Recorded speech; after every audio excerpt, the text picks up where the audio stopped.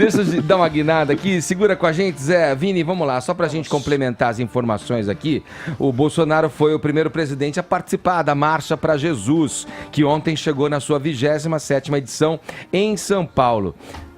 É isso, foi a 27ª edição da Marcha para Jesus, realizada aqui na Zona Norte de São Paulo, que ontem teve, inclusive, Edgar, a quebra de recorde de público. Foram aí mais de 3 milhões de pessoas ao evento. Eu vou pedir até para você aumentar um pouquinho o som agora, já da fala do presidente Jair Bolsonaro, com a camisa ali do logo da Marcha para Jesus. E ele foi muito aplaudido, muito ovacionado por um público, Edgar, que foi bastante importante para a eleição do Bolsonaro, né? Então foi até uma promessa de campanha ele comparecer a este evento que é idealizado aí pela Igreja Renascer em Cristo, e foi como um gesto mesmo de retribuição de uma parcela da população que foi fundamental para a eleição do Bolsonaro.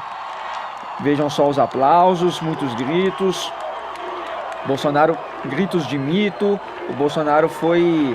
Ó, tem até uma camisa amarela ali com a imagem do Bolsonaro. Mas ele é cristão!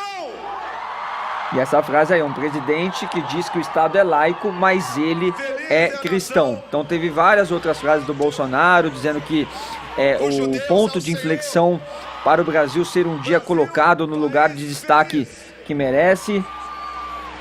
Vocês foram decisivos para mudar o destino dessa pátria maravilhosa chamada Brasil. Tá aí a frase, então, ele mostrando que realmente entende como um público que foi fundamental e importante para a eleição dele, e diz que a família é respeitada e tradicional acima de tudo. Então teve vários líderes religiosos presentes também nesse evento, o pastor Marcos Feliciano, o deputado Marcos Feliciano, que esteve ontem o dia todo com o Bolsonaro, teve também o Valdemiro Santiago, que inclusive um momento inusitado, né, Fefito? Perdeu o chapéu de 5 mil reais, porque o Bolsonaro pegou o chapéu do Valdomiro, botou na cabeça e depois jogou pro povo. O Valdomiro teve que se contentar com um bonezinho depois. Pô, 5 mangos? 5 Pois é, 5 mil reais, né? Isso. E a bandeira aí de Israel também, que foi levada pelo Bolsonaro, que foi muito bem recepcionado neste evento, viu, Edgar? Vamos lá. Só alguns dados aí para ilustrar a notícia para o ouvinte, né?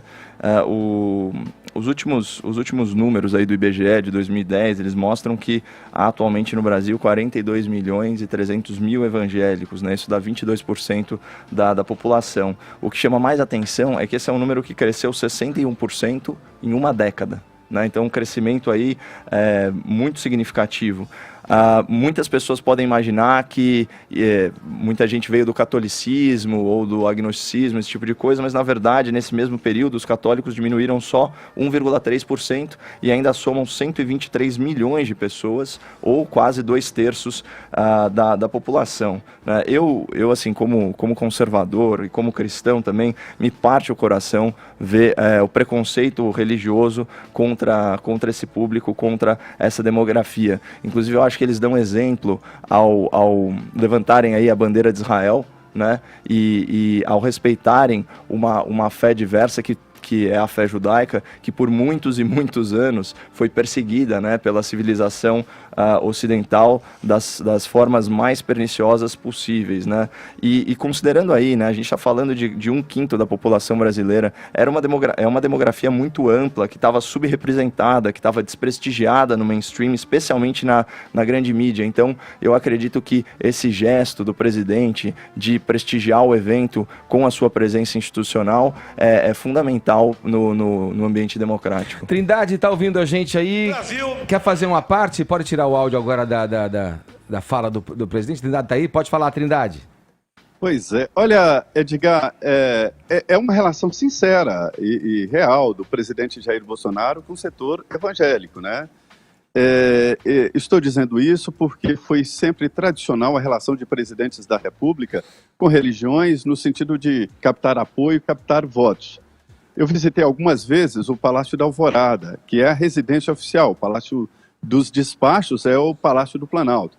E lá tem uma capela, né, pouco usada, Dizem que o último que usou a capela lá mesmo foi o Marco Maciel, né, que está vivo até hoje. E Marco Maciel realmente é muito católico.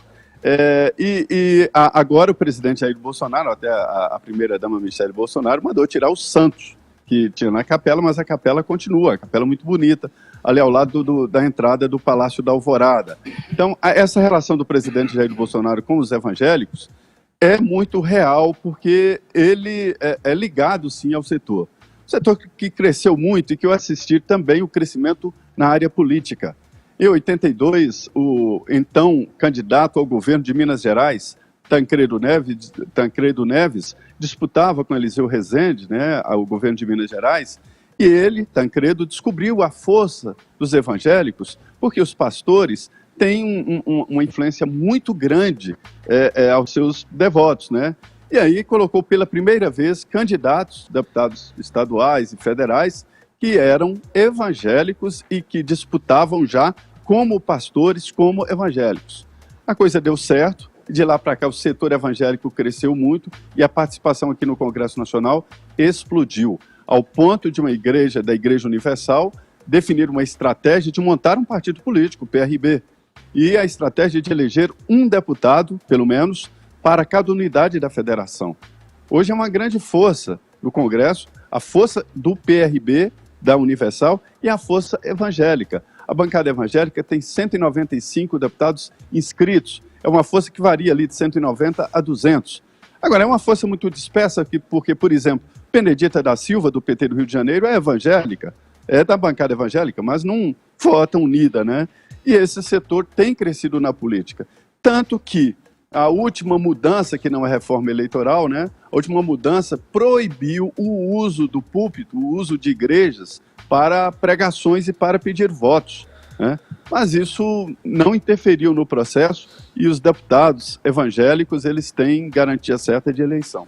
Zé, eu vou me permitir discordar de você e do Caio, porque não vou desconfiar da fé de ninguém. Eu me considero um homem de fé, a parte de de pertencimento a uma instituição religiosa ou não. Eu acho que a espiritualidade é uma questão de foro íntimo e cabe a cada um saber dos seus atos, das suas ações, das suas falas.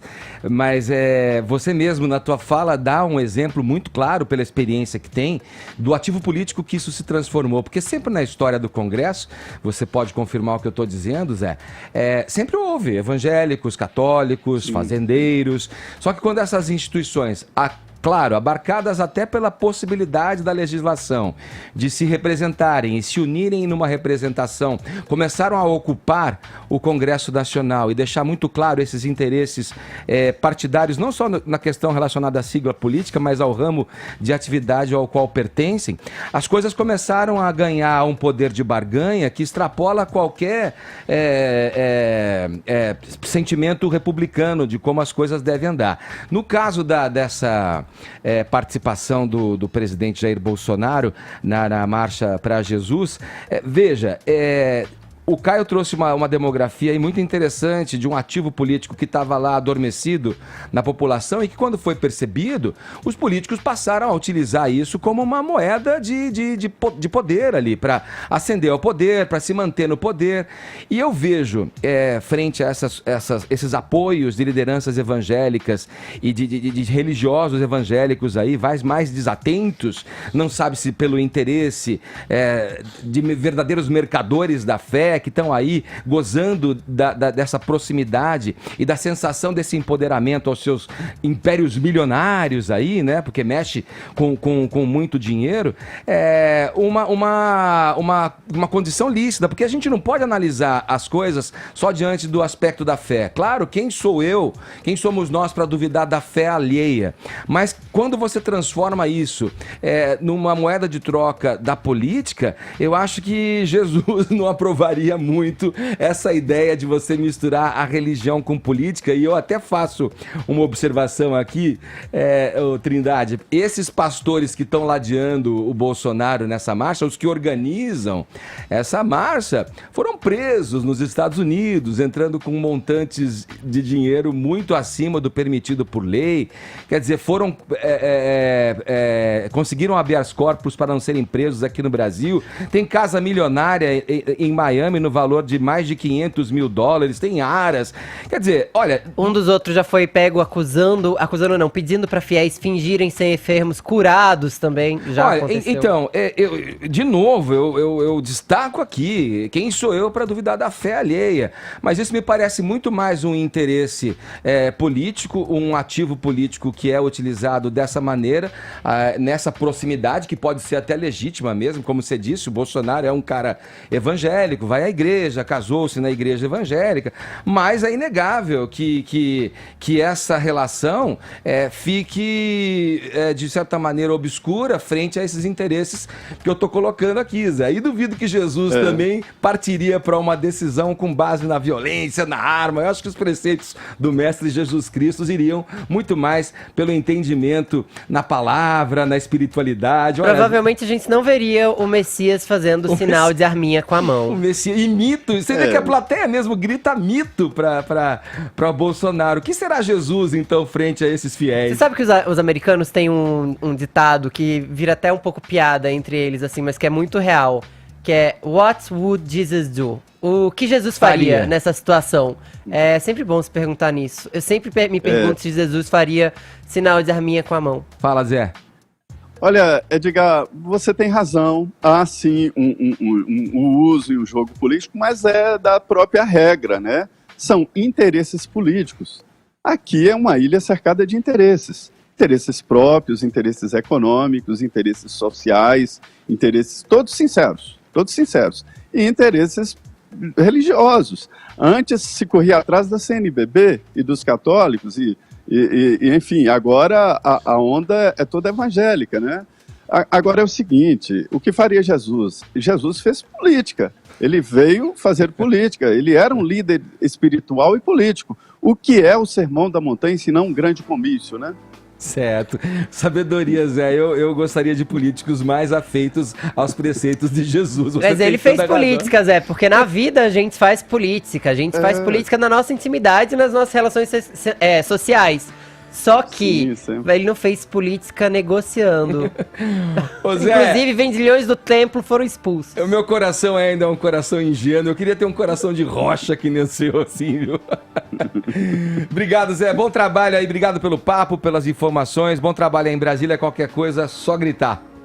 Bom dia. Edgar. Fala, Vini. Lembrando que o Bolsonaro, ele diz ser católico, né? Mas ele foi batizado recentemente até no Rio Jordão por um pastor da Assembleia de Deus, diz que já frequentou também a Igreja Batista e tem a mulher e os filhos sim, considerados evangélicos mesmo. É certo.